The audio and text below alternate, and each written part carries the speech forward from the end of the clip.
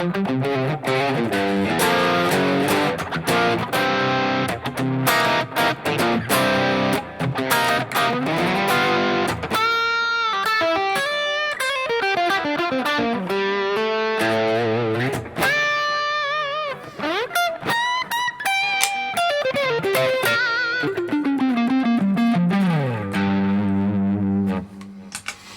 folks, welcome to Guitar Daily. It's Nick Granville coming to you from Wellington, New Zealand. So today I thought I'd talk about this Paul Reed Smith of mine, this custom 22 3 Soapbar guitar. I'd showed my Ibanez JSM yesterday, which is a guitar I've had for a very long time, since around the 2007-2008, but I'd never done a demo or review on it. And I don't know why, I guess I never did. I guess people heard it all the time, so I figured, oh well, that's enough. And I've never really done a demo or review about this. This makes less sense to do one. Well, I don't see any point in doing a demo review on this because they don't make it anymore and they haven't done for ages. So what's the point? But I thought, out of interest, maybe people might want to know a little bit and see a bit about it. So I thought, well, why not just make a quick video about it today and see what you think. So yeah, I've had this guitar for a very long time. It's 2001. I bought it second hand. I actually went into the music shop to try two Paul Reed Smiths back in the day when Guitar Gallery was in Newtown in Wellington. Long time ago. And they had two of them, a red one and a blue one. Same model, this model here. It's, yeah, very interesting. I hadn't really seen Paul Reed Smith before. I'd seen it in a couple of music videos, but that was about it. And then these guitars came in. They were about 10 grand each. They were really expensive. They were definitely high end. I mean, they've got a very different kind of Paul Reed Smith sort of logo, which is different from what they do now. This has had replaced tuners on it and a bunch of different things. I'll talk about that in a minute. Yeah, they were high end. But the guy that owned the shop bought it, and then some years later I bought it off him and I traded in a 70s Strat, which was horrible. It was heavy and just it didn't work. And I traded in a Music Man. That's one I shouldn't have traded in, but hey, there you go. So you do it. But I started my career on this guitar. It was really the first kind of, after this Les Paul, I bought this when I was at music school, and this was the first guitar I bought once I started performing professionally, doing this for a living. And I played it a lot, but I've been quite unhappy with it. There's sort of some things with it. I've changed pickups a lot of different times, but I'm really excited because I just had a chat with Glenn Evans, Mr. Glenn Pickups, and he's going to make me some pickups to go in here. So I guess you could see today is sort of a before, and I'll do an after once the new pickups are in. I think that's going to be the solution. Pickups are make the biggest difference you can make on a guitar. The big thing for me with this guitar is it just doesn't have any sparkle.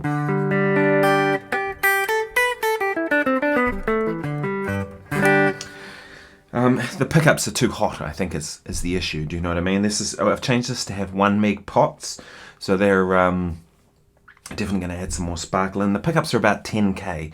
These aren't the covers. It originally had cream covers. Don't ask me why it was changed. It's had different tuners in. These are Spurzl, I think that's what they're called. Spurzl, whatever. Apparently quite collectible, I've heard. I still have the original ones floating around. Apparently the original ones weren't working properly, so a certain guitar repairer changed them. To these are nice, they work. The locking ones I thought were fine too, but they've been changed at some point. I like the neck has had most of the finish taken off. That was done before I got it, and I prefer the kind of raw wood feel always on any guitar. Just feels good. It's a really lively instrument. Kind of an interesting thing, isn't it? Is it a Strat Les Paul hybrid? Kinda, right? Maple neck. But glued in on a mahogany body with a maple cap, right? So it's kind of like, that's kind of Gibson-ish. But then it's got 3 P90s, which is kind of like 3 pickups like a Strat, but then they're P90s, which is more like a Gibson, right? 25-inch scale, which is my favorite of any. 25-inch scale is that happy marriage between a Strat and a Les Paul. I find Gibson's just a little too squashed, especially once you start getting up around here. And also, I find they're too easy to bend. It's just me. Whereas I find a Strat, the Strat is kind of harder to bend overall, which is fine. I can still do it.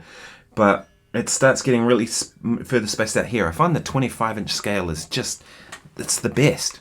I don't know why more manufacturers don't use it.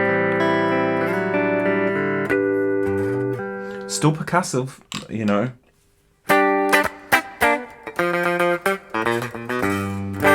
But you see what I mean? It just doesn't have that sparkle from the pickup. So I'm excited to get some new pickups in it. But like I mentioned, it's been butchered quite a bit. I actually took that, I did that. It got a chip in it. I don't know how it happened. It must have banged into something. But it was kind of catching on clothing and stuff, you know, like that when it was against your body. So I just sanded it to be smooth. And I was like, actually looks kind of cool. So I took some of the finish off underneath the pick guard to just have a look and see what's going on under there.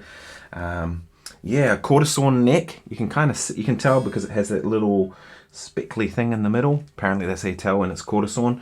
But also with an angled headstock, they would have had to use a big blank of quarter sawn. So people wouldn't do that nowadays because it would just be expensive to do that. So yeah, really nice neck. This is my favorite thing about this guitar, is this neck. To me, it's kind of, I see this guitar as like a blues guitar. That's what I want to play when I play this guitar. The other thing I'm going to do too is I'm going to put a treble bleed on this one, I think. Yeah, I've got some parts. My friend Warren Mendonza sent me a couple of parts that he had lying around. So I think I'm going to put a treble bleed in. I think it'd be really good. I don't always like treble bleeds, particularly on Strats, you know, because the Strat on 7 is like ideal. Just rolls off a bit of that top end on a Strat that can be a bit spiky. I don't want a treble bleed on that, but on this guitar I want to turn it down and kind of, you know, it'll thin up a bit, and that can be a nice thing too. Get a clean tone.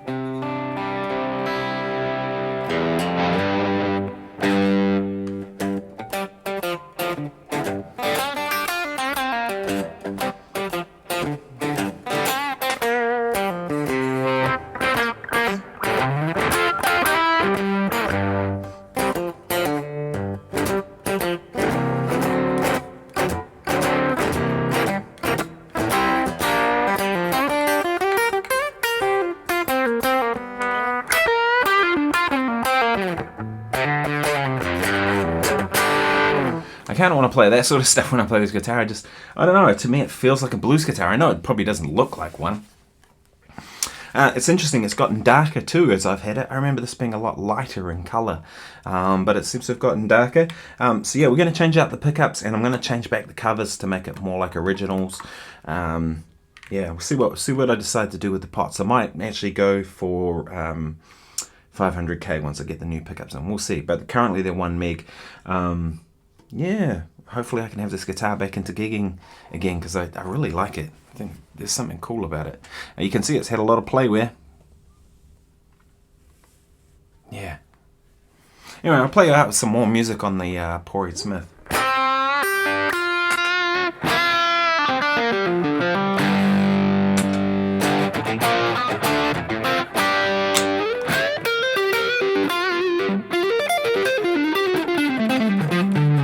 Oh, I forgot to say too, I've gone to 10 to 46 on this guitar too. I think it works better.